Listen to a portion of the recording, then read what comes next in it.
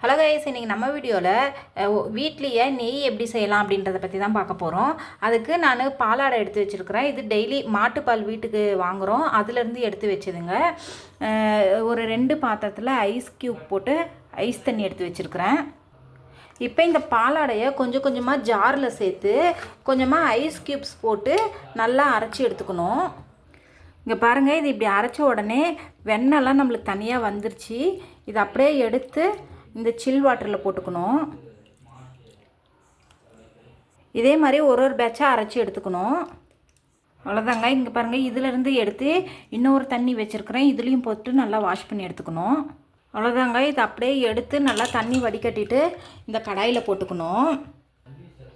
இதை நீங்கள் அப்படியே பட்டராக கூட யூஸ் பண்ணிக்கலாம், இல்லை நெய்யாக கூட காய்ச்சி யூஸ் பண்ணிக்கலாம்.